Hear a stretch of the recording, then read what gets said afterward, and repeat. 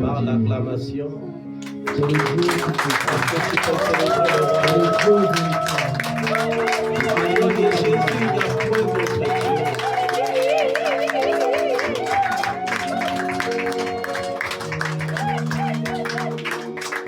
en dehors de Jésus, il n'y a pas d'autre Dieu. En dehors de Jésus, il n'y a pas d'autre solution. Il y a la croix. Il pouvait exprimer l'humanité en disant « Père, pourquoi m'as-tu abandonné ?» Cela ne signifiait pas qu'il avait cessé d'être Dieu, mais cela signifiait que par amour, il avait accepté ce corps de péché dans lequel tu vis afin de te sauver. Amen. Et si nous l'aimons, nous savons qu'il nous a aimés le premier. Amen. Et nous savons qu'il y a des temps dans cette vie où tu veux tout remettre en question, où face aux pressions de la vie, tu te dis, est-ce que le Seigneur m'entend encore? Est-ce que ce Dieu existe encore? Comme un ami m'avait dit un jour, je vais cesser d'aller à l'église prier ce Jésus. Je crois que son nom a été inventé pour instaurer la paix dans le monde. Alors, pour moi, je sais qu'il faut que je me batte et que je réussisse. Amen. Et je lui ai dit, quand toi tu me dis que tu dois te battre pour réussir, tu te bats avec quel souffle? Tu t'es déjà demandé où te vient ce souffle de vie? Et j'ai pensé à cet homme insensé dans la Bible. La Bible dit qu'il avait travaillé et il était avare et cupide. Et il amassait tout le fruit de son travail dans un grenier. Et un jour, pendant qu'il partait mettre le reste des biens, il s'est rendu compte que son grenier était plein. Alors il a acheté quelques bouteilles de champagne et il a dit, maintenant je n'ai plus le droit de travailler. Je vais m'asseoir et me réjouir avec toutes ces richesses que j'ai passé les années à amasser.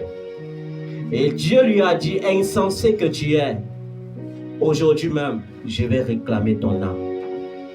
Je vais te le dire, bien-aimé, que c'est-il à un homme de gagner le monde entier s'il perdait son âme. Sur cette terre, j'ai remarqué 98% d'hommes sur la terre bagarrent pour les biens matériels. Et puis les 90% des chrétiens qui vont à l'église ne vont plus à la rencontre du Seigneur. Ils vont à la recherche des biens matériels. Certains le cherchent parce qu'ils ont vraiment besoin d'une nouvelle vie. D'autres le cherchent parce qu'ils veulent prouver quelque chose à un oncle qui les avait refusé l'aide, à un ami, à une tante, même à leurs propres parents. Mais je veux que tu te souviennes d'une chose. C'est l'Éternel qui enrichit et c'est l'Éternel qui appauvrit. C'est l'Éternel qui élève et c'est l'Éternel qui rabaisse. Alors, le seul conseil qu'il peut te donner, c'est de t'attacher à l'Éternel. Est-ce que tu peux t'attacher à l'Éternel? Accroche-toi à Dieu. Maintiens ta main dans sa main. Ne lâche pas prise. Peu importe où tu iras, souviens-toi que l'Éternel est Dieu. Et qu'en dehors de lui, il n'y aura point d'autre Dieu. Ce n'est pas le fruit de ta force qui te bénit. c'est la grâce de Dieu qui te bénit. Il n'y a rien qui est acquis dans ce monde. Tout n'est que grâce. La preuve, certains ne travaillent pas et sont milliardaires. D'autres travaillent acharnement et deviennent milliardaires. D'autres travaillent encore plus ardemment et deviennent rien du tout. Mais toi, il faut que tu te souviennes que tu dois t'attacher au Maître. Aujourd'hui, mon âme était triste parce que quand je vais dans les réseaux sociaux, je vois quel est l'état de l'Église aujourd'hui. Je me souviens des paroles du Seigneur dans Matthieu 24 au verset 12, quand il annonce les signes précurseurs de sa venue. Tu peux t'asseoir.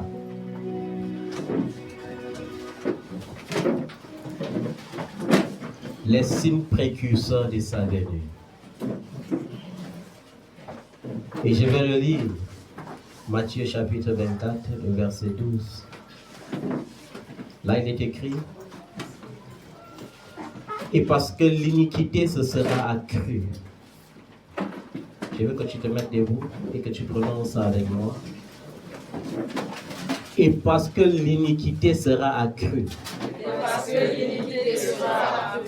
La charité d'un grand nombre se refroidira. La charité d'un grand nombre se refroidira. Et au verset 13, il dit: mais celui qui persévérera.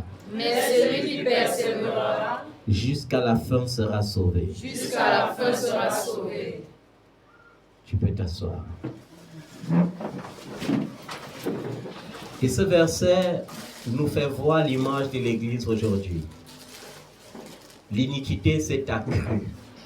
Quand on parle de l'iniquité qui s'accroît, ça signifie quoi exactement? C'est que le péché devient tellement normal que même dans la maison du Seigneur, on utilise, il y a les versets bibliques pour justifier le péché. Est-ce que tu comprends ce que ça signifie? Le péché devient tellement normal déjà que même dans la maison du Seigneur, certains hommes de Dieu peuvent utiliser la parole de Dieu pour justifier le péché. Et la Bible dit qu'à cause de cela, la charité du grand nombre se refroidira. Amen. Et c'est ce qu'on voit dans l'Église aujourd'hui. L'amour est en voie de disparition dans l'Église. L'hypocrisie est en train de s'accroître. J'ai envie de te dire une chose. Ne prends pas le risque d'être distrait.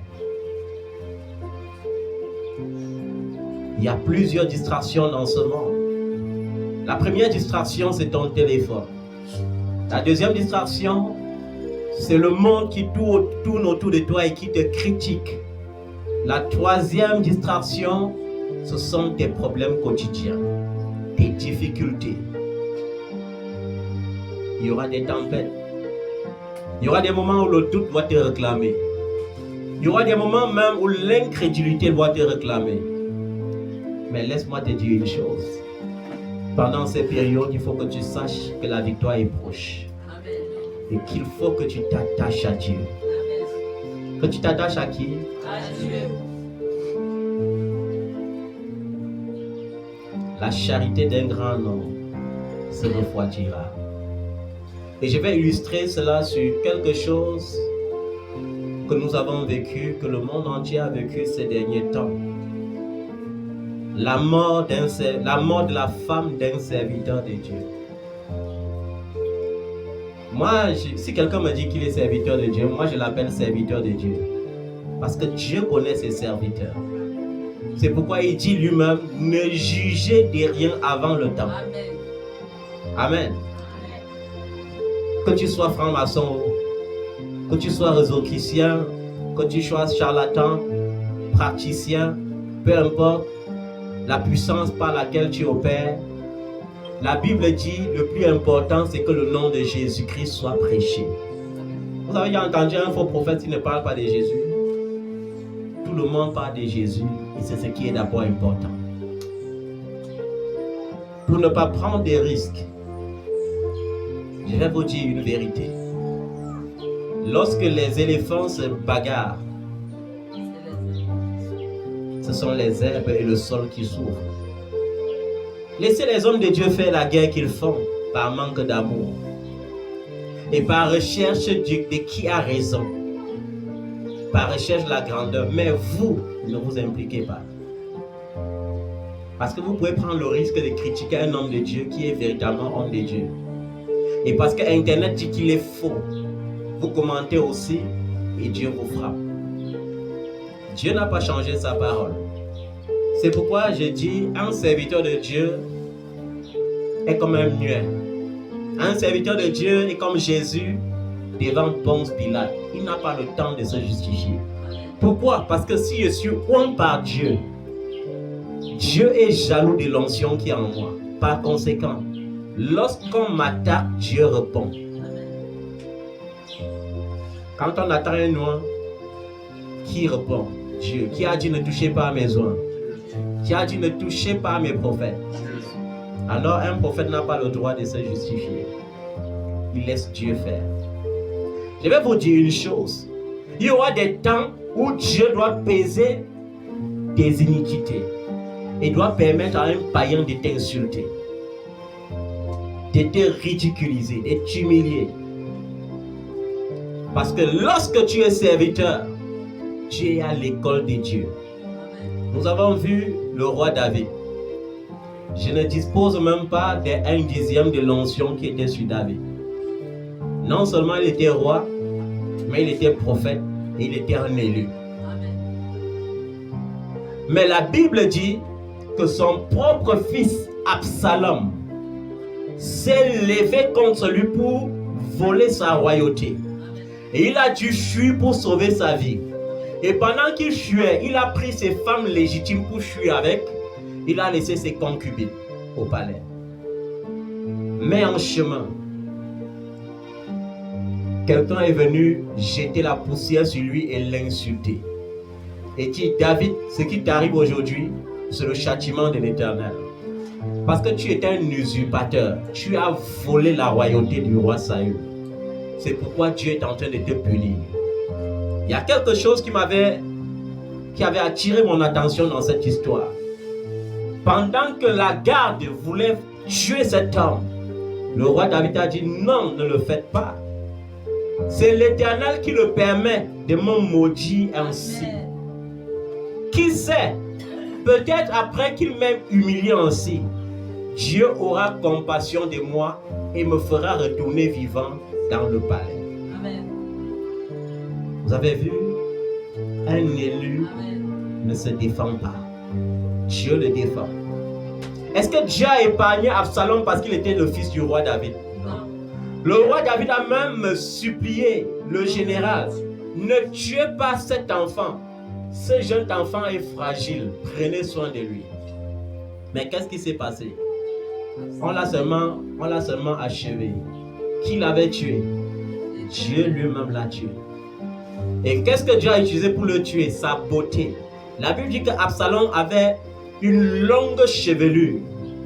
Et pendant qu'il galopait dans les bois, Dieu l'a pendu à un arbre en utilisant sa propre chevelure. Et un soldat est venu l'achever.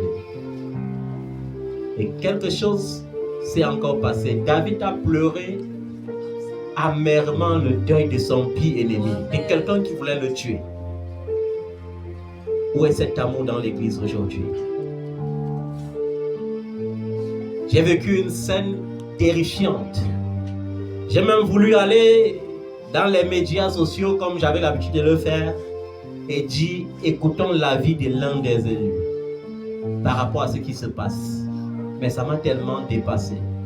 Ça m'a horrifié. Et ça m'a fait comprendre qu'il faut être prêt. L'amour est la seule chose que Dieu recherche. Parce que Dieu est lui-même amour. Mais la Bible dit, l'amour d'un grand nombre disparaîtra. Et j'ai vu les preuves. Dans l'église, il n'y a plus l'amour. Lorsque la femme de ce serviteur est décédée, il y a eu quelque chose qui s'est passé.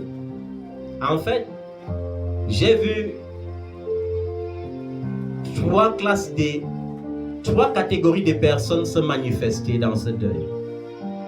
Peut-être il y aura même une quatrième classe de catégories. Alors, d'un côté, il y avait les prophètes. Je peux les appeler les prophètes opportunistes. C'est-à-dire, les gens qui se vantent d'avoir laissé un mal s'accomplir. Ils font comment? Ils se vantent d'avoir laissé un mal s'accomplir. Je vais vous dire une chose. Si je me lève aujourd'hui en tant que prophète et je dis, l'Éternel a ouvert mes yeux et j'ai vu tout Yaoundé ensemble et on détruisait tout le monde. Et ensuite, je ne prie pas. Quand ça arrive, je me place là devant vous, je dis, l'Éternel m'avait bien dit qu'on va tuer les gens. Est-ce que ça fait de moi un grand prophète? Les gens sont insensés dans l'église. Et quand ils font ces conneries, les gens acclament. Les gens les apprécient. C'est le manque d'amour. Admettons qu'ils soient francs-maçons comme les gens prétendent. Le plus important, c'est que le nom de Jésus-Christ soit prêché. Le plus important, c'est de comprendre que Dieu dit, pleurez avec ceux qui pleurent. Réjouissez-vous avec ceux qui se réjouissent. Est-ce que la mort est un sujet de réjouissance? La première catégorie dans les réseaux sociaux, j'avais dit, Dieu m'avait déjà montré que ta femme doit mourir. Tu n'as pas encore vu. Vous voyez? Manque d'amour. Et ils sont en train de dire qu'ils sont les meilleurs et qu'ils vont entrer au ciel et que les autres vont aller en enfer. Il n'y a que l'amour parfait qui entrera au ciel. Dis-le avec moi, il n'y a que l'amour parfait. Il n'y a que l'amour parfait qui entrera au ciel. Amen. Il y avait l'autre catégorie. Je peux appeler cette catégorie le clan des ignorants. C'est-à-dire qui parlent des choses sans même comprendre la chose. Alors certains ignorants partent dire, on vous a dit que toutes ces églises-là, Jésus-Christ que vous prêchez là, c'est les sectes que les Blancs ont inventées. Rentrez dans vos traditions. Rentrez dans la culture des Africains. Et j'ai envie de leur dire, par pitié pour leur ignorance, d'accepter promptement Jésus-Christ comme Seigneur. Parce que celui qui règne le Fils a régné le Père. Et par conséquent, il n'aura pas la vie. Jésus est la vie. Jésus n'est pas qu'un homme. Jésus n'est pas une culture. Jésus, c'est cet amour. Amen. Dans son humanité, venu dans la chair, il était juif. Est-ce qu'on a dit qu'un juif était un blanc? Est-ce qu'on a dit qu'un juif était un noir? Ne vous laissez pas distraire. Il y a beaucoup de distractions dans les réseaux sociaux. Les gens défendent la race de Jésus. Jésus était un noir. Jésus était un blanc. Peu importe. De quelle couleur est la peau de Dieu? De quelle couleur est la peau de Dieu, bien-aimé? Pourquoi tant de distractions? Jésus était noir, et puis quoi? Jésus était blanc, et puis quoi? Le blanc a volé, et puis quoi? Laissez la distraction. Et cette catégorie, c'était des moqueurs. Vous vous moquez. La Bible dit, l'amour ne se réjouit pas de l'injustice. Ça veut dire que quoi? Même si tu es mon pire ennemi, lorsque la douleur arrive, je ne dois pas me réjouir. Je dois compatir. Parce que l'amour ne se réjouit pas de la douleur des autres. L'amour compatit. Vous voyez comment l'amour est en train de disparaître dans l'église. L'amour est en train de disparaître. Je prends cela comme exemple pour que tu actualises ta propre vie, pour que tu revises ton cœur et que tu voies s'il y a réellement encore de l'amour dans ton cœur. Si l'amour qui est en toi est vrai, si l'amour qui est en toi honore Dieu, tu ne peux pas prétendre aimer Dieu si tu n'arrives pas à aimer ton prochain. C'est impossible. D'ailleurs, la Bible dit, celui qui n'aime pas n'a jamais connu Dieu. Est-ce que tu connais Dieu, bien-aimé? Est-ce que tu connais Dieu? La semaine dernière, je prêchais quelque chose de similaire pour vous réveiller. Qu'un cœur qui manque d'amour est rempli de soupçons. Tu es à l'église, tu soupçonnes tes frères, tu soupçonnes tes soeurs. Comme tu es trop saint, tu vois qu'ils sont des sorciers.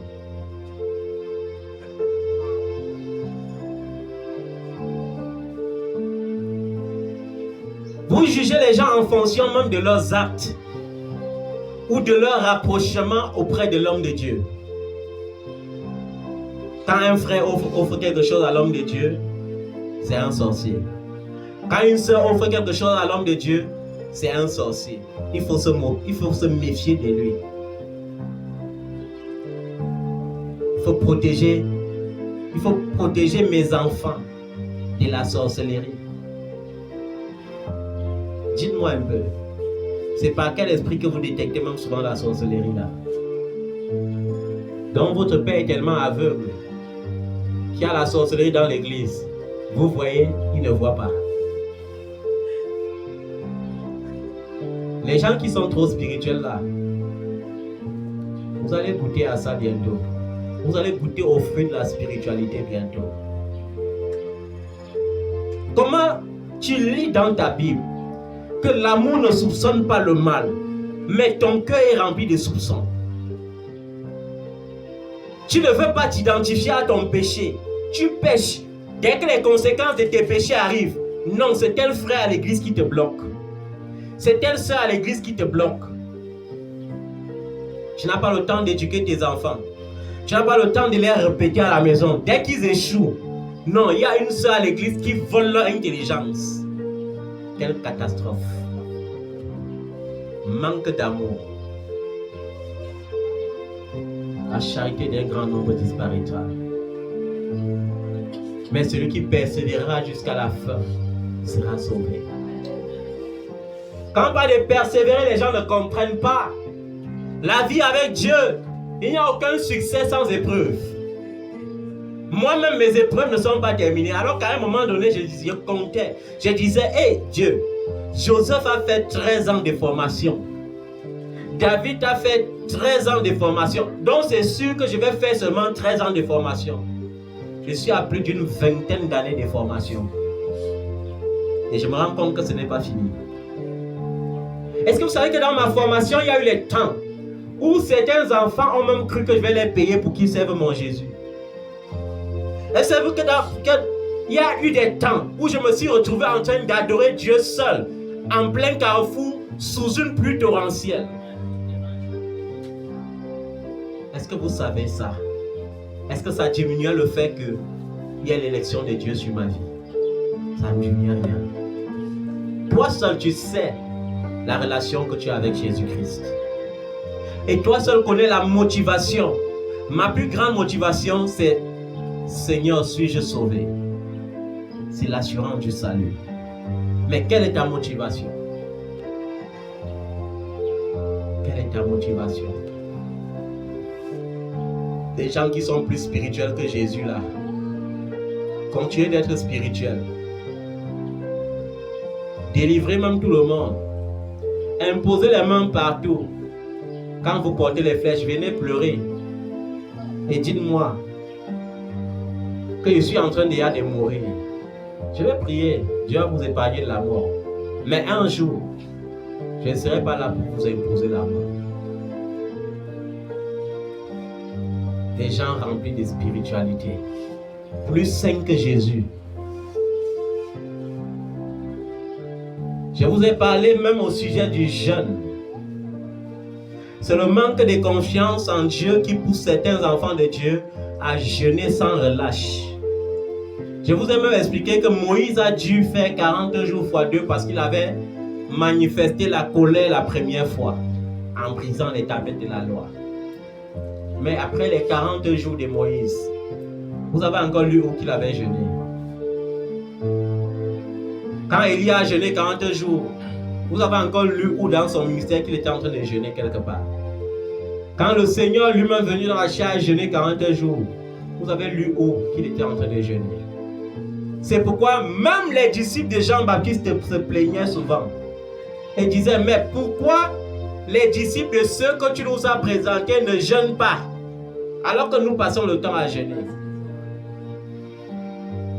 Il a dit, les amis de l'époux ne peuvent s'inquiéter de rien lorsqu'il y a l'époux en leur présence. Mais si un jour l'époux leur est enlevé, alors ils pourront jeûner. Tu n'as pas le don pour délivrer, mais tu jeûnes plus que ceux qui ont les dons pour délivrer. Pourquoi tu fais souffrir ton corps? C'est l'incrédulité. Tu n'as pas pitié de ton estomac? Tu jeûnes jusqu'après, tu es à l'hôpital pour avaler les comprimés partout. Comme j'avais vu un homme de Dieu qui voulait être le champion de la montagne. Après 7 mois de prier à la montagne, il commence à me dire, mes pieds font mal, il faut qu'ils boivent du calcium. Je lui ai dit, alors, donc le calcium est spirituel alors. Donc tu fais 7 mois à la montagne. Toi-même tu ne comprends pas que c'est l'esprit des forêts qui règne bien en toi. C'est plus l'esprit de Jésus-Christ. Est-ce qu'il y a les âmes à la forêt? Il y a les âmes à la montagne. Descends sauver les âmes.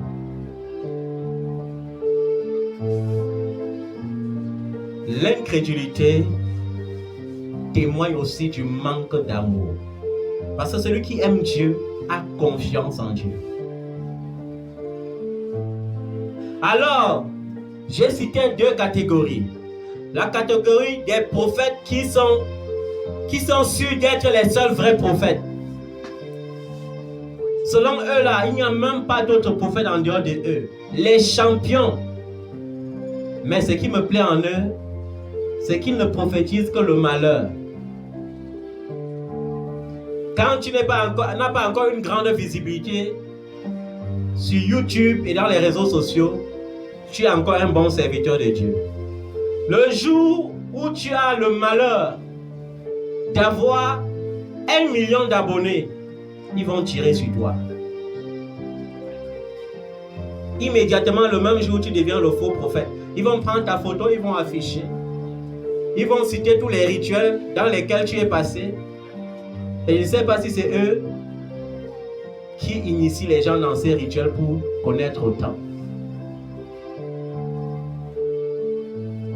Et quand tu vas les dire, prophétiser sur la fin de la guerre de l'Ukraine, ça va les dépasser. Et ils vont s'embrouiller comme ils s'étaient embrouillés au temps du Covid-19. Certains sont passés à la télé.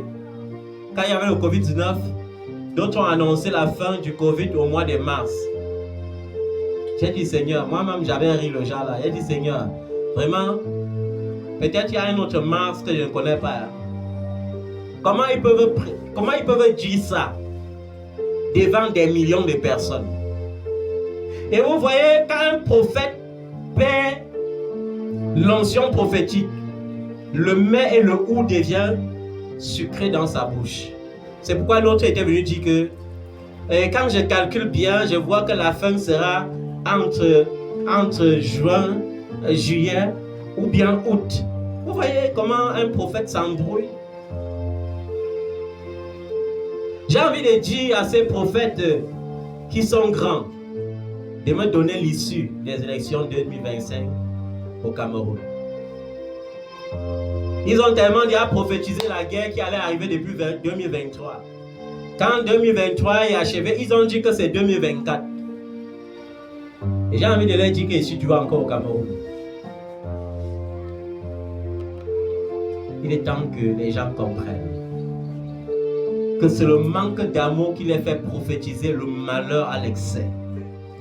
Même lorsque un prophète véritable voit le malheur sur ta vie, il ne te l'annonce pas, il prie plutôt. Parce que quand Dieu révèle, Dieu peut changer.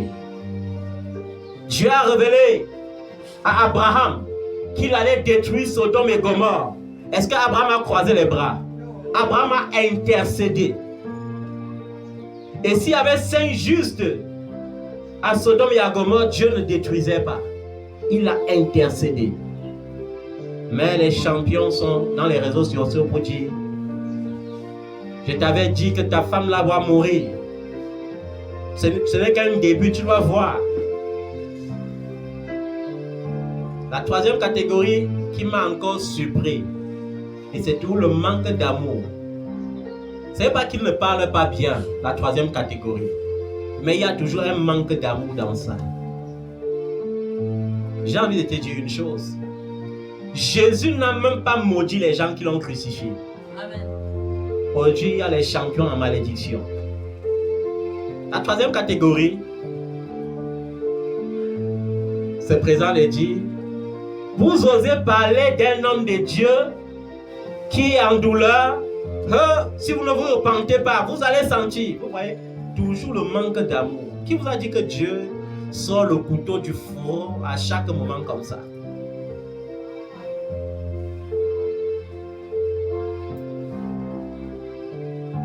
Vous tous là, allez vous repentir. Sans cela, Dieu. Et avec les influenceurs mélangés dedans. Les influenceurs qui viennent se mélanger dedans. Vous savez, parfois même, nous les hommes de Dieu, on perd notre crédibilité parce qu'on devient l'ami des influenceurs. Si tu es mon ami, tu es influenceur et vois que tu n'es pas sauvé, tu vas te demander d'accepter Jésus. Tu n'as pas venu chanter un Jésus qui influence les gens sans les transformer.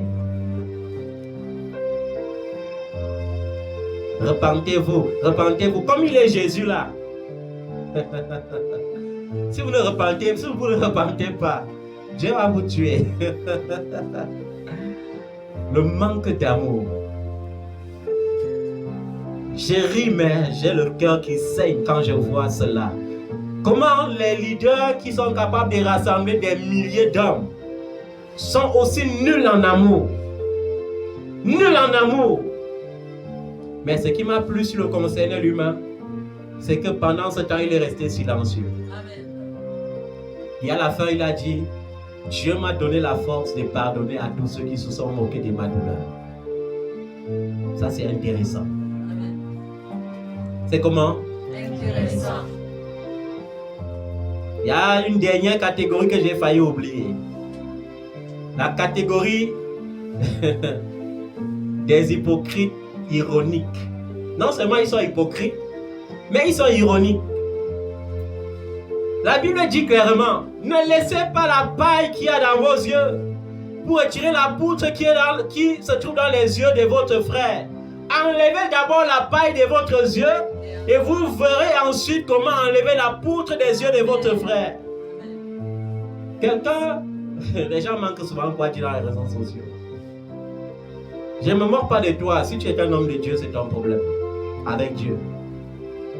Mais ce que je vois, je ne peux pas fermer ma bouche sur ça.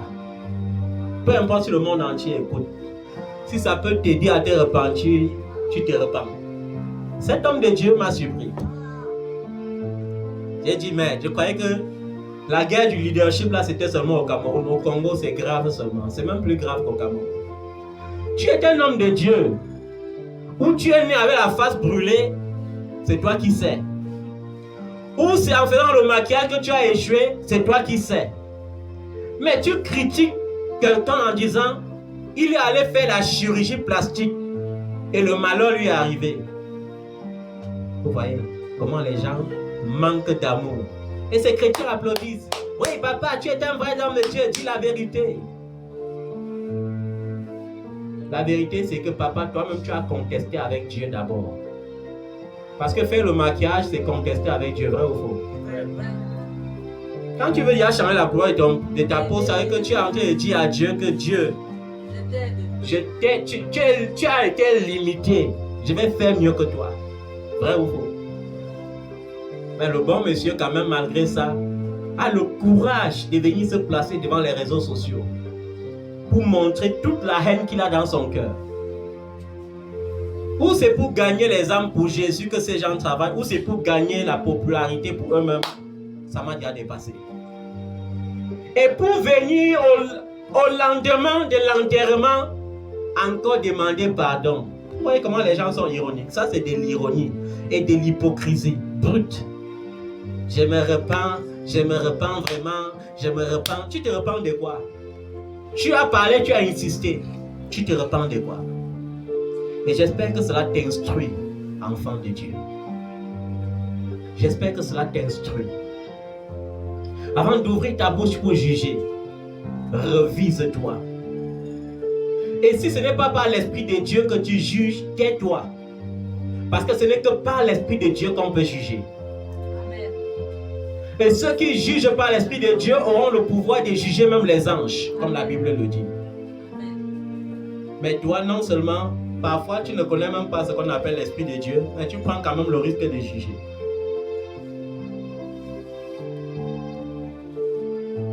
Une autre forme de distraction qui distrait les chrétiens aujourd'hui, ce sont les médias, les actualités du monde. Tu es toujours tenté d'aller à la télé voir ce qui se passe en Ukraine. Tu es toujours tenté d'aller à la télé voir ce qui se passe maintenant. À quel niveau les Américains sont maintenant. À quel niveau les Français sont maintenant. À quel niveau. La Bible dit dans Jacques chapitre 4 au verset 4. Adultères que vous êtes, ne savez-vous pas que l'amour du monde est inimitié contre Dieu? Celui donc qui veut être ami du monde se rend ennemi de Dieu. Amen. Celui qui veut être ami du monde se rend ennemi de Dieu. Ne prends pas le risque de passer ton temps à dire Jésus, Jésus, Jésus, la sueur coule sur toi. À la fin, tu te trouves dans une chambre en enfer. Je veux tout dire à ceux-là qui viennent à l'église parler de Jésus, ou qui parlent de Jésus aux gens là. Si demain tu te retrouves en enfer, il faut savoir que tout le feu que tu as envoyé là, le diable a augmenté dans ta part de dos ces feux là. Ta part sera plus chaud que pour les autres. Donc il faut faire attention, bien aimé. Chrétien, ne te laisse pas distraire. Sors de la distraction. Ce qui est écrit doit s'accomplir. Tu ne peux pas dire à Dieu d'être l'opposé de sa parole. Parmi les signes que Jésus a dit, qui vont précéder son arrivée, il a dit quoi? Il y aura des guerres, il y aura des bruits de guerre, il y aura des catastrophes naturelles. Donc quand la grêle tombe en Chine, quand il y a les pluies torrentielles à Dubaï, quand il y a les inondations, ça ne devrait plus te surprendre. Ça ne devrait pas être un sujet de prière. Je ris souvent quand quelqu'un vient me dire Papa, il faut que tu pries pour que la guerre la cesse. Il faut que tu pries pour qu'il n'y ait plus de guerre dans le monde. Comment tu me demandes de lutter contre la parole de Dieu? Il y aura des guerres, il y aura des bruits de guerre. Alléluia. Amen. Il y aura des catastrophes naturelles. Les gens seront ennemis des gens de bien. Pourquoi est-ce que les gens sont parfois trop mes ennemis? Parfois je pleurais. Seigneur, pourquoi les gens me détestent comme ça? Après il m'a dit que toi-même, si tu ne veux pas qu'on te déteste, commence à mentir. Commence aussi à mentir. Ne dis plus la vérité alors. Et comme je ne peux pas prendre le risque de cesser de dire la vérité, je préfère l'amitié de Dieu. Je préfère même que tous les hommes me quittent, mais que je reste attaché à Dieu. Que je reste avec mon Jésus. Alléluia. Amen. Ne fais rien dans cette vie pour plaire aux autres. Assure-toi que tout ce que tu fais plaît au Seigneur. Amen. Est-ce que ce que tu fais plaît à Dieu? Est-ce que ce que tu fais est la volonté de Dieu? Et même lorsque tu es prophète, est-ce que ce que tu prophétises est conforme à la parole de Dieu? Est-ce que ça rime avec la parole de Dieu?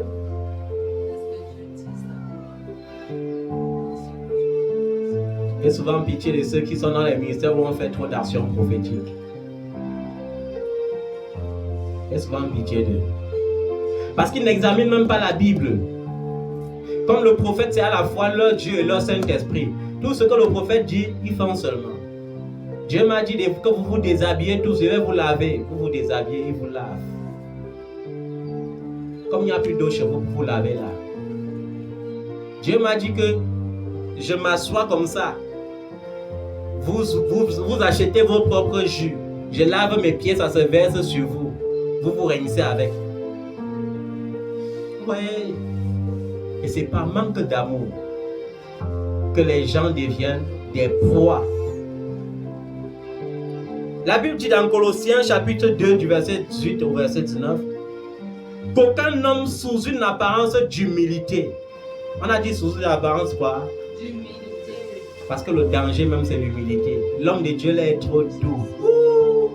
L'homme de Dieu là prêche avec beaucoup de douceur. L'homme de Dieu là est trop humble. Oh, j'aime son humilité. Derrière certaines humilités se cachent les fausses apparences. Est-ce que vous savez ça? Derrière certaines humilités se cachent quoi? Les fausses apparences. Il y a une veuve qui avait pris sa voiture, elle a donné à un grand prophète. Quand je lui dis que le grand prophète a les voitures, et il prend encore ta voiture que tes enfants ont souffert pour t'acheter. Bientôt, il va même te convaincre de vendre ta maison et d'aller louer un studio. Elle dit, papa, ce qui me flattait trop sur l'homme de Dieu là, c'est qu'il était trop humble, il était trop doux. J'ai dit, c'est sa douceur qui faisait que vous entrez chez lui en rampant comme les bébés. Comme vous êtes devenus encore les bébés là, pour entrer dans son bureau, tu ne peux pas entrer comme un homme normal. Il faut que tu te transformes en bébé qui apprend à marcher. Tu ne rampes pas à quatre pattes. Vous voyez comment les gens sont parfois enfoncés dans des conneries par manque d'amour. Prenez garde qu'aucun homme sous une apparence d'humilité et par un culte d'ange. Ils ont des paroles très douces dans la bouche. Oh ma fille, tu es la plus grande de ta famille. Quand il voit ta soeur, il dit encore la même chose. Quand il voit encore ta cousine, il dit la même chose. Alors que vous êtes d'une même famille. Donc vous êtes les plus grands, finalement il n'y a même pas des grands alors.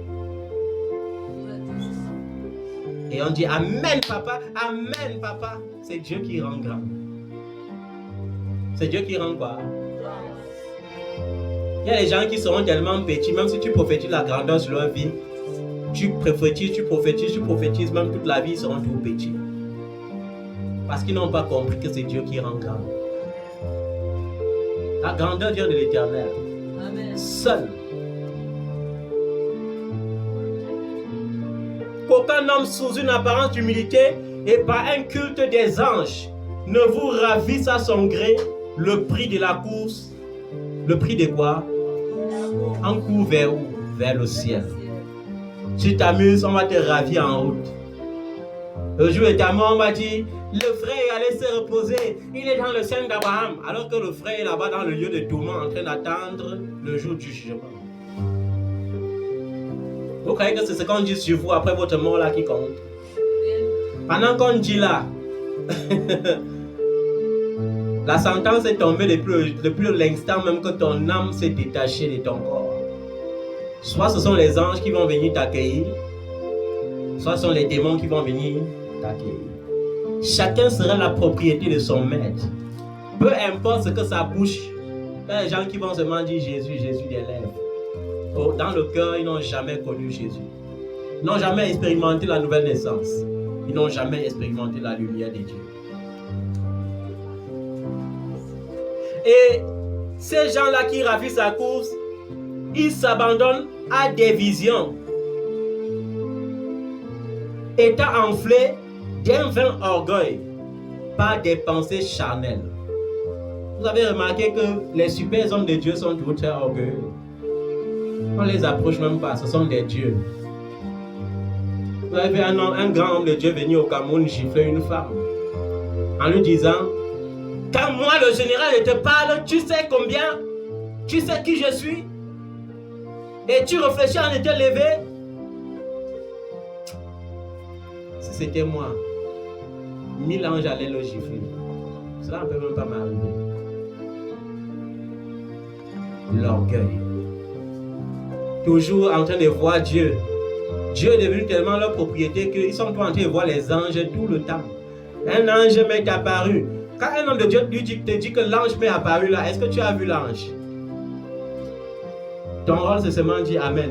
Papa voit les anges jusqu'à. Un homme de Dieu te dit, j'ai prié pour le mort là, le mort s'est reçu. Tu étais là. Tu n'étais pas là. Croire en Jésus te dépasse. Mais croire en ces hommes qui ont des pensées charnelles, c'est très facile pour toi. C'est très facile. Est-ce que tu sais que pour s'attacher à un homme de Dieu, il faut se rassurer qu'il est attaché au chef. Amen. Le chef qui est Jésus. Amen. Ne prends jamais le risque de t'attacher à un homme de Dieu sans auparavant t'assurer qu'il est lui-même attaché au chef. C'est mon père. S'il quitte l'assemblée, qu'est-ce qu'on va dire? C'est que mon père va souffrir. Ok. Il faut rester avec ton père. Après, ton père va en enfer avec toi. Il n'y a pas de problème. Mais pour moi, je sais, la Bible dit, sortez du milieu d'eux. Amen. Ne vous mettez pas avec les infidèles.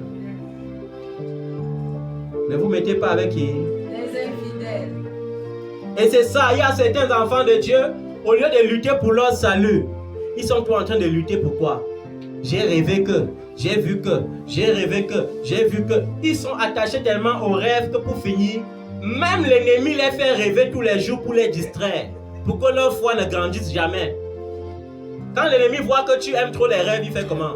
Il t'apporte les rêves tous les jours. Tous les jours. Amen. Amen. Papa, je t'ai vu la nuit ici. Papa, j'ai vu maman la nuit ici. Papa, la nuit ici, non. J'ai vu, non. J'étais en l'air comme ça, en train de voler comme ça. Papa, quand tu vois que l'eau est montée, l'eau est descendue, tu vois, et c'est ça. Tu n'as plus le temps de lire la Bible. Tu as le temps d'analyser seulement les rêves que tu vois. Et pendant ce temps, zéro croissance spirituelle. Et tu deviens la proie facile.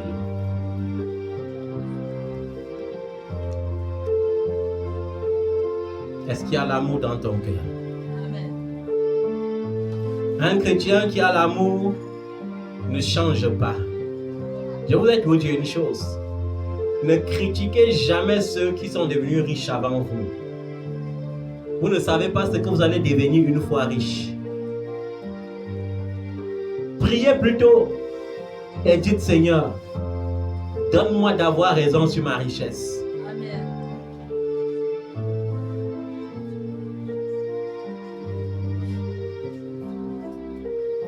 Et je vous ai dit, la richesse n'a jamais transformé quelqu'un. La pauvreté pousse la majorité des gens à devenir comment? Humble. Parce qu'un pauvre n'a pas de parole dans la société. Est-ce qu'un pauvre a une parole dans la société? Un riche, même quand le préfet lui parle, il gronde d'abord. Parce qu'il sait que quoi? Les enveloppes vont calmer le préfet. Si toi, le préfet parle, tu parles en tant que pauvre. Les gendarmes vont te piétiner. Ils vont faire comment? Parce qu'on ne va pas seulement se contenter de te jeter en prison, on va te fouetter. Donc il ne faut pas voir souvent, quand tu vois que tu es trop humble là et que tu n'es pas encore riche, demande à Dieu si c'est vraiment l'humilité attachée à ton caractère. Sans cela, une fois que tu seras riche, ton vrai caractère va se présenter. Quand on n'a pas encore de solutions dans la vie, qu'est-ce qu'on dit souvent en famille? Si c'est moi que Dieu bénit en premier, je vais arrêter la main de tout le monde. C'est ce qu'on dit souvent, non? En famille.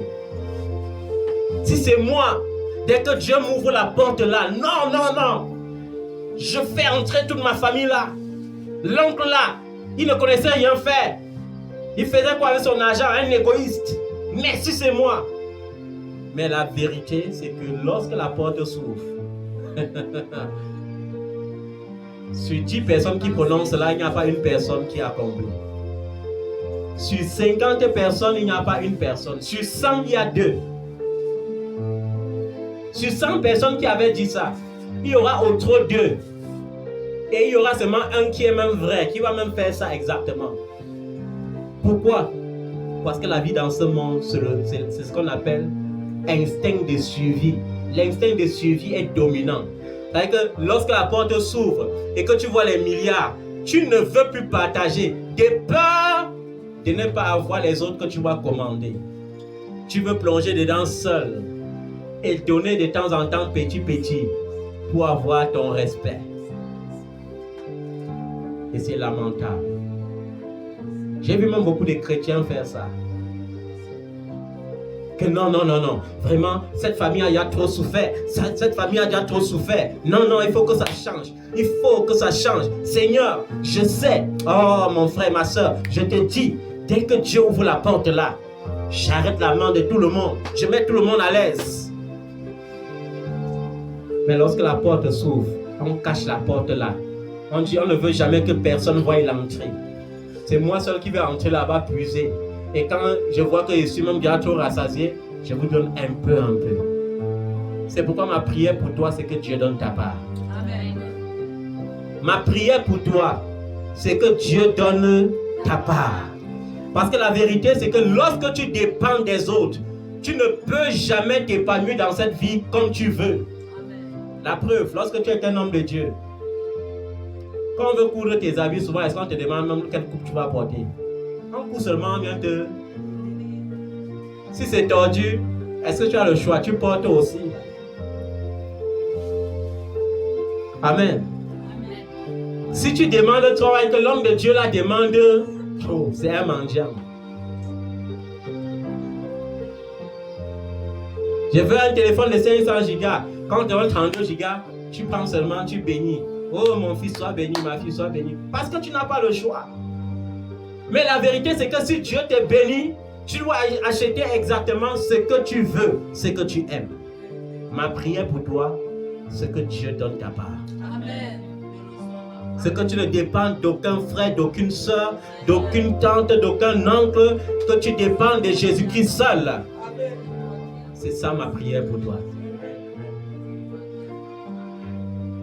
Et ma prière pour toi, que tu sois mon fils ou ma fille, si Dieu t'a déjà ouvert les portes, ne change pas. Reste attaché à Dieu, marche selon les instructions de Dieu, marche dans l'amour de Dieu et surtout, sois libéral comme ton Père est libéral. Amen. Je ne prêche pas seulement la libéralité, je pratique la libéralité. Il faut que tu pratiques cela. Amen. La vie dans ce monde, par manque d'amour est parfois une jungle, même dans les couples. Parfois, les gens utilisent même ta chrétienté pour te dompter. C'est-à-dire que tu vis avec une femme qui sait que tu aimes la prière, elle prie seulement parce qu'elle veut te plaire ou bien parce qu'elle veut te flatter. Tu vis avec un mari qui est 100% païen. Le jour qu'il veut te flatter, il prend la Bible, il arrête, il vient, il te parle de Jésus. Dès qu'il finit de prendre ce qu'il a pris, il redevient païen à 100% et continue de te combattre. Nous sommes dans un monde rempli de dangers. Mais le Seigneur saura te préserver. Amen, Seigneur. Le Seigneur saura te préserver. Amen.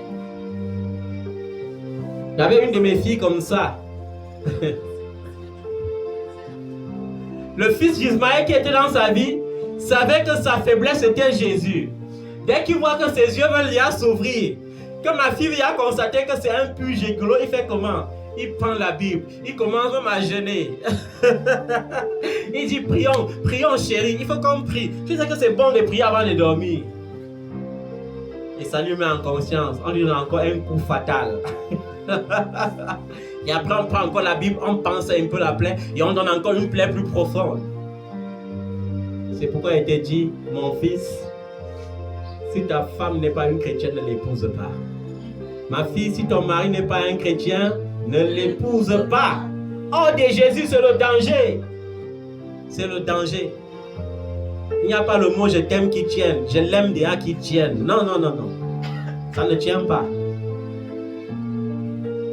Les je t'aime remplis de danger là. Les je t'aime dangereux. Les je t'aime des circonstances. Les je t'aime pour te mettre en confiance. Dès que tu sens qu'il y a la confiance, quand on sent que tu es confiant, on te donne un coup de poignard. Quand ça fait trop mal, on dit encore je t'aime. Après on tape encore. Après on dit je t'aime encore. Est-ce que l'amour tue les gens? Est-ce que l'amour poignarde les gens? Non. L'amour ne fait pas de mal à son prochain. Amen. Alléluia. Amen. Que Dieu t'aide, bien-aimé. Amen. Que Dieu nous aide tous. Que Dieu nous aide. Il y a des moments dans cette vie où tu sens le découragement. Où tu dis, mais Seigneur, depuis combien de temps? Où tu dis, Seigneur, pendant combien de temps vais-je encore attendre? Seigneur, j'ai l'impression que tu m'as oublié. Mais l'Éternel, ton Dieu, te dit qu'il ne t'oublie pas. Amen. Il ne t'abandonne pas. Amen. Tu as du prix à ses yeux. Quand ces moments de doute arrivent, accroche-toi à Jésus. Accroche-toi fortement à Jésus. Amen. Parce que lorsque l'ennemi voit que ton temps de grandeur approche, il rend la vie difficile. Les portes commencent à se fermer. Tu as l'impression que tu es rejeté partout. Tu as l'impression que rien n'avance. Tu as l'impression que tout est fermé. Mais laisse-moi te dire, ce sont des signes qui montrent que ton ciel est en train de s'ouvrir. Tu vas te mettre sur tes pieds. Tu vas dire, mon ciel s'est ouvert.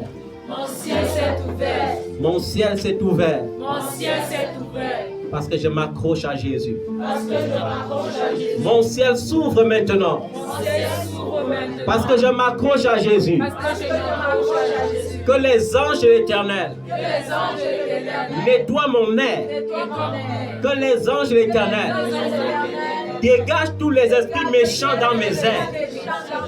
Afin que ma prière monte devant le trône des grâces. Car mon Dieu m'ouvre les portes des écluses des cieux. Il me bénit au-delà de ce que je pense, au-delà de ce que je demande. David a dit lorsqu'il était dépassé, Seigneur, aucun de mes soupirs ne t'est caché. Dieu connaît quand tu soupires. Il connaît quand tu soupires. Il connaît quand tu gémis. Parce que la vérité, c'est que il y a des moments où les temps deviennent tellement difficiles, où ta prière devient maintenant seulement les gémissements et les soupirs. Tu n'arrives plus à ouvrir la bouche. Tes pensées sont sans cesse agitées. Et parfois tes pensées te disent, où est Dieu? Et parfois tes pensées veulent te dire, Dieu t'a maudit. Mais je veux te dire une chose. Il est impossible que Dieu te maudisse. Amen. Parce qu'il avait déjà maudit Jésus pour toi. Amen. Alléluia. Amen. Il ne peut pas maudire Jésus et outrepasser encore cette malédiction pour venir me maudire. Alors qu'il a dit qu'en Christ je suis une bénédiction. Amen. Alors tu peux le confesser avec foi ce matin.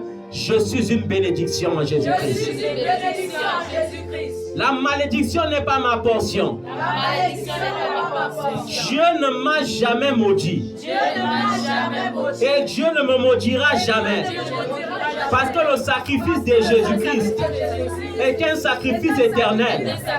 Ce n'est pas un sacrifice seulement pour aujourd'hui. C'est un sacrifice pour tous les temps. C'est un sacrifice qui m'a racheté. C'est pourquoi je déclare, alors que cette fin du mois de juin approche, je déclare, le mois de juillet viendra avec des grandes nouvelles, avec des grands succès, avec des grandes bénédictions. Au nom de Jésus-Christ de Nazareth, je proclame, même ce mois de juin ne se terminera pas sans un miracle dans ma vie. Ce mois de juin ne s'achèvera pas sans un miracle dans ma vie. Au nom de Jésus-Christ de Nazareth, Seigneur, je déclare ce que tu as prévu pour moi en cette année 2024 doit s'accomplir. Tu m'as promis le repos. Accomplis ta promesse. Tu m'as promis la stabilité. Accomplis ta promesse. Tu m'as promis le mariage. Accomplis ta promesse. Tu m'as promis les finances. Accomplis ta promesse. Tu m'as promis le voyage. Accomplis ta promesse. Seigneur Jésus, viens accomplir ta promesse. Au-delà de ce que je demande, ce que je recherche, c'est ta volonté. Rien que ta volonté. Parfois nous le chantons même, sans même ressentir au fond de nous. Mais du fond du cœur, je veux te dire, Seigneur, ce que tu veux, ce que tu veux, comme tu veux, comme tu désires. Parce que ce que tu veux pour moi ne sera jamais mon malheur, ne sera jamais ma tristesse.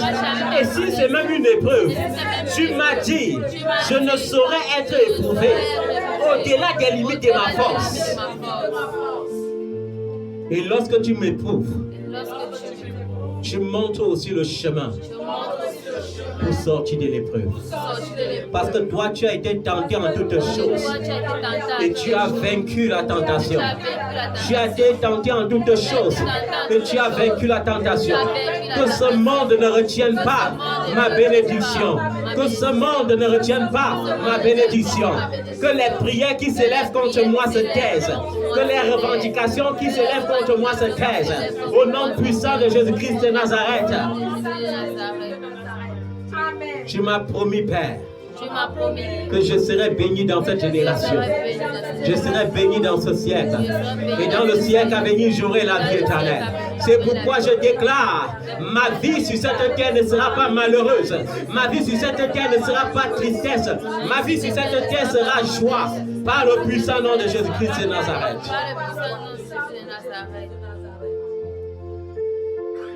Je refuse le malheur. Je refuse la tristesse. Je refuse les humiliations. Je refuse les succès. Je refuse les échecs. Je refuse, Seigneur, les humiliations. Je refuse le ridicule. Je refuse la stagnation au nom de Jésus-Christ. Père, lève-toi de ton trône et accomplis tes promesses dans ma vie. Lève-toi, Seigneur. Entends les cris de ton enfant. Dis à mon âme, je suis ton bouclier. Lève-toi, Jésus. Entends le cri de ton enfant. Dis à mon âme, je suis ton bouclier. Lève-toi, Seigneur. Entends les cris de ton enfant. Dis à mon âme, je suis ton bouclier. Et lève-toi, Seigneur. Entends les cris de ton enfant. Dis à mon âme, je suis ton bouclier. Et lève-toi, Seigneur. Entends les cris de ton enfant. Dis à mon âme, je suis ton bouclier. Lève-toi, Seigneur. Entends les cris de ton enfant. Dis à mon âme, je suis ton bouclier. Lève-toi, Seigneur. Entends les cris de ton enfant. Dis à mon âme, je suis ton bouclier. Il y aura des questions sans réponse. L'Éternel demeure Dieu, il fait ce qu'il veut. Il y aura des questions sans réponse. L'Éternel est au ciel, il fait ce qu'il veut. Parfois je peux pleurer, parfois je peux m'attrister, mais l'Éternel fait ce qu'il veut.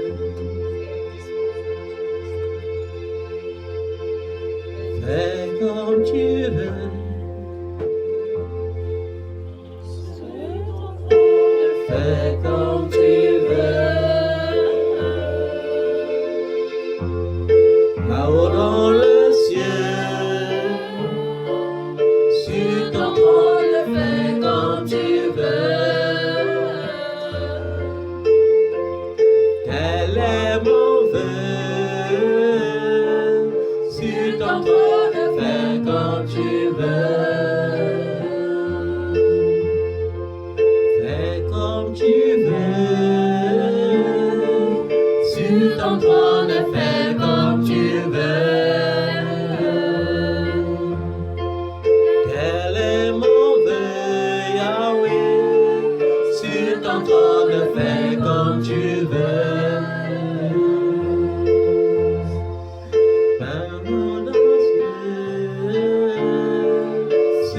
ton trône, fais comme tu veux. Fais comme tu veux, Jésus. Sur ton trône, fais comme tu veux. Là-haut dans les cieux, sur ton trône, fais comme tu veux. Fais comme tu veux. Sur ton trône, fais comme tu veux. Là-haut dans les cieux, sur ton trône, fais comme tu veux. Fais comme tu veux, Yahweh. Sur ton trône, fais comme tu veux. Là-haut dans les cieux, Yahweh. Sur ton trône, fais comme tu veux. Tel est mon vœu, Jésus. Sur ton trône, fais comme tu veux. Fais comme tu veux. Sur ton trône, fais comme tu veux. Quel est mon vœu, Yahweh. Sur ton trône, fais comme tu veux. Là-haut dans les cieux, Jésus. Sur ton trône, fais comme tu veux. Quel est mon vœu, Jésus. Sur ton trône, fais comme tu veux. Fais comme tu veux, Jésus. Sur ton trône, fais comme tu veux. Quel est mon vœu, Yahweh. Sur ton trône, fais comme tu veux. Fais comme tu veux. Sur ton trône, fais comme tu veux. Là-haut dans les cieux, sur ton trône, fais comme tu veux. Bien-aimé, il faut que tu le dises en croyant. Tu appartiens à Jésus. Que le diable n'a aucun pouvoir sur ta vie. Si là c'est la volonté de Dieu ce qui t'arrive, alors que cela t'arrive encore. Mais si c'est la volonté d'un homme, que cela cesse maintenant au nom de Jésus. Si c'est la volonté de l'ennemi, que cela se taise maintenant au nom de Jésus. Que Dieu se lève pour réprimander l'ennemi. Que le diable soit réprimé. Que le diable soit réprimé. Au nom puissant de Jésus-Christ de Nazareth. Oh Jésus, ce que tu veux.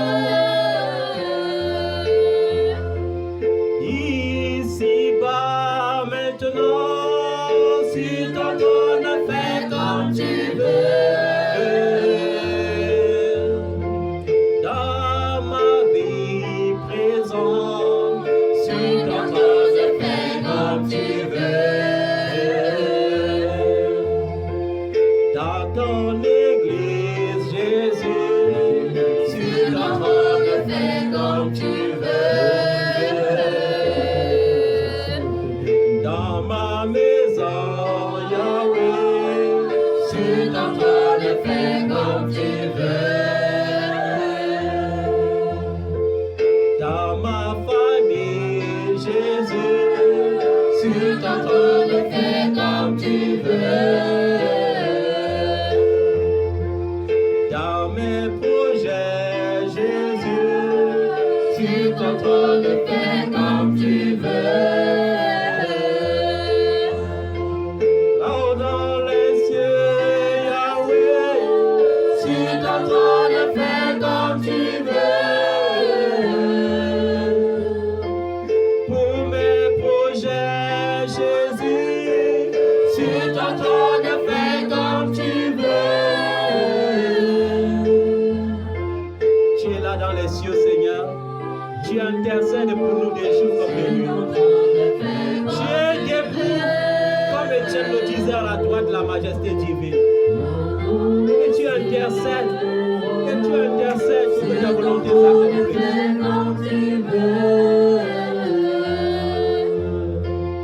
Fais comme tu veux. Fais comme tu veux. Là-haut dans les cieux,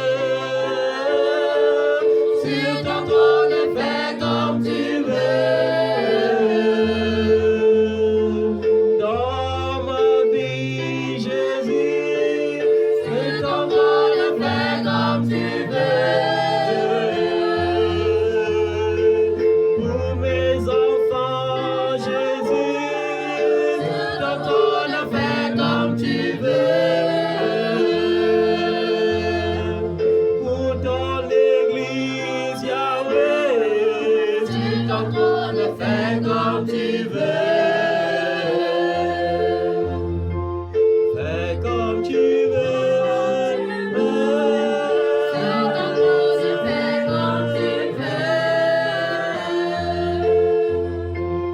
Là-haut dans les cieux,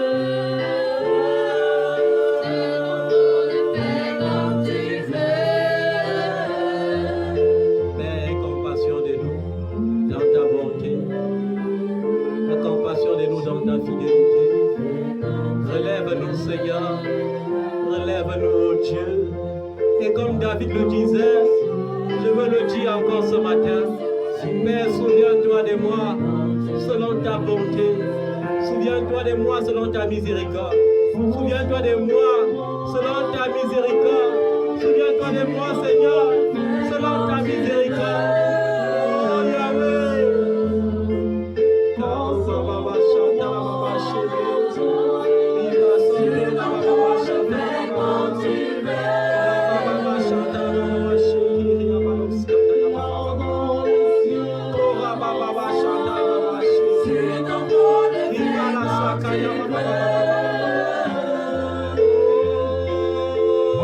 moment,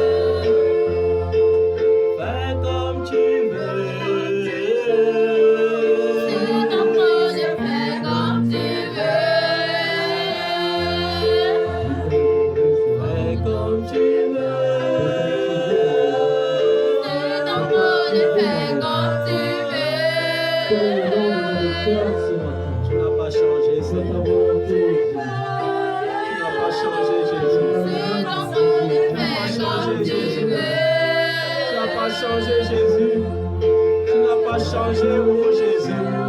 Tu as ouvert les yeux des aveugles. Tu as guéri les paralytiques. Tu as ressuscité les morts. Tu as changé la destinée de Joseph. Tu as changé la destinée de David. Tu as changé la destinée de Ruth. Tu as changé la destinée de Marthe. Tu as changé la destinée de Marie.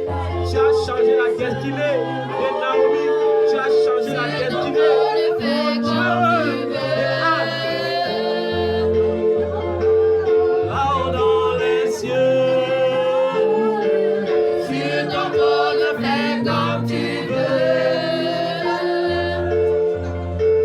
Quand je suis triste, Jésus, tu t'en le faire comme tu veux.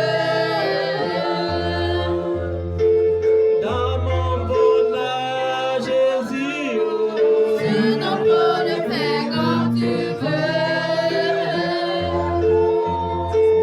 Quel est mon souhait, Jésus, tu t'en le faire comme tu veux. Là dans les cieux, Jésus, tu t'en le faire comme tu veux. Fais comme tu veux. Tu t'en le faire comme tu veux. Fais comme tu veux. Tu t'en le faire comme tu veux. Dans les cieux, tu t'en le faire comme tu veux. Dans les cieux, tu t'en le faire comme tu veux. Alléluia. Gloire à Jésus. Que le nom de Jésus soit célébré. Nous allons rendre grâce à Dieu par nos offrandes. Est-ce que tu peux l'acclamer?